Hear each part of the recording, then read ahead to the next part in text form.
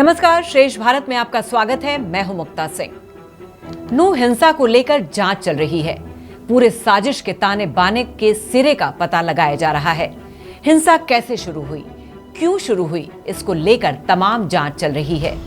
दावा किया जा रहा है कि नू में हिंसा की शुरुआत इस वजह से हुई क्योंकि फरवरी में भरतपुर के रहने वाले नासिर और जुनैद की लाश हरियाणा के भिवानी में जली हुई हालत में मिली थी।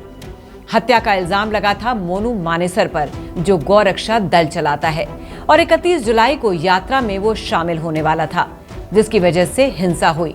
लेकिन आज हम आपको हिंसा की असली वजह बताएंगे, जिस पर पुलिस तफ्तीश कर रही है। नू में हुई हिंसा की असली वजह नासिर और जुनैद का कत्ल नहीं, बल्कि अप्रैल महीने में नू के कई गांवों में साइबर पुलिस की रेड है।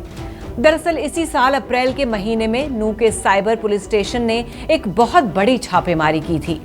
भारत में मिनी जामताड़ा के नाम से बदनाम मेवात में साइबर अपराधों की संख्या बेतहाशा बढ़ती जा रही है और इसी अपराध और अपराधियों पर लगाम लगाने के लिए नू साइबर थाने की पुलिस ने सबसे बड़ी छापेमारी की प्लानिंग की।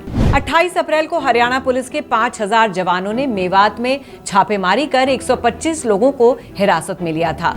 पूछताछ के बाद इनमें से 66 लोगों को गिरफ्तार कर लिया गया। इनसे पूछताछ में पता चला कि इन्होंने ठगी के पैसों को ठिकाने लगाने के लिए 219 बैंक खाते और 140 यूपीआई खाते खोल रखे थे। इन्होंने ठगी करने के लिए देश भर के कई राज्यों से कुल 347 सिम कार्ड भी ले रखे थे। पुलिस पूछताछ में 250 साइबर क्रिमिनल्स के नाम पता चले हैं, जो मेवात के अलग अलग इलाकों से ठगी का धंधा चला रहे हैं। पकड़े गए अपराधियों के कब्जे से पुलिस ने 347 सिम कार्ड भी बरामद किए, जो हरियाणा, पश्चिम बंगाल, असम, राजस्थान, यूपी, बिहार, मध्य प्रदेश, दिल्ली और देश के दूसरे राज्यों से खरीदे गए थे। पुलिस ने साइबर अपराधियों को गिरफ्तार कर जब तफ्तीश शुरू की तो कई और सबूत पुलिस के हाथ लगे। ये भी पता लगा कि इन साइबर अपराधियों ने देश भर में करीब 28,000 साइबर अपराधों की वारदात को अंजाम दिया, जिससे 100 करोड़ रुपए की ठगी को अंजाम दिया गया। इस रेड ने नू में ऑपरेट करने वाले साइबर अपराधियों की कमर तोड़कर रख दी थी और साइबर अपराधियों की काली करतूतों का तमाम रिकॉर्ड पुलिस के हाथ लग गया था।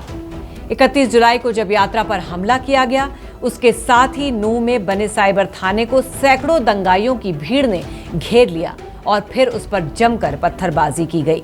दंगाइयों ने थाने में बड़ी संख्या में घुसने के लिए एक बस से थाने की दीवार में टक्कर मारकर उसे तोड़ दिया। थाने के अंदर और बाहर खड़ी तमाम कारों और बाइकों को जला दिया गया। जिस वक्त यह हमला हुआ, उस वक्त थाने में 8 पुलिस वाले तैनात थे, जो भीड़ को दूर रखने के लिए लगातार हवाई फायरिंग करते रहे।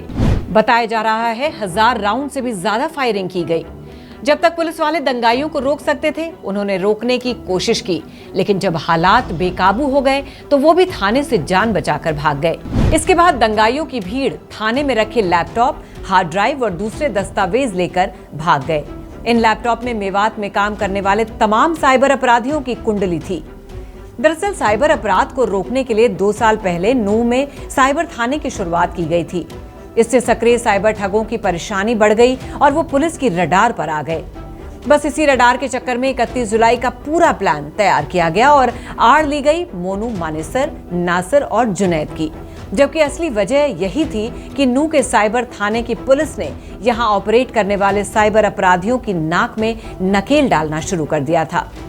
सवाल यही है कि अगर यात्रा की वजह से समुदाय विशेष की धार्मिक भावनाएं भड़क रही थी, तो साइबर थाना उनकी कौन सी धार्मिक भावनाएं भड़का रहा था? क्यों उसमें आगजनी की गई?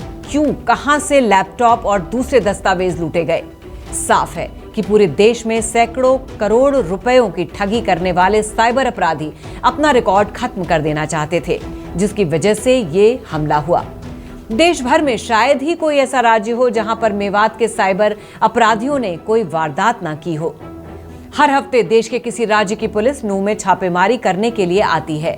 अब जब खुद नू के पूर्व एसपी वरुण सिंगला ने अपनी जांच में कहा था कि नू से देश भर में साइबर क्राइम की 28,000 वारदातों को अंजाम दिया गया और इससे 100 करोड़ रुपए से ज्यादा की ठगी की गई, अंदाजा लगाना मुश्किल नहीं है कि पुलिस की अप्रैल में हुई बड़े छापेमारी की वजह से ये साइबर अपराधी कितना बौखला गए थे।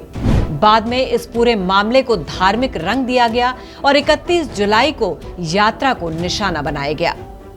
फिलहाल के शो में बस इतना ही। बाकी खबरों के लिए देखते रहिए श्रेष्ठ भारत। श्रेष्ठ भारत पर खबरों से जुड़े रहने के लिए चैनल को सब्सक्राइब करें, बेल आइकन दबाएं और देखते रहें श्रेष्ठ भारत।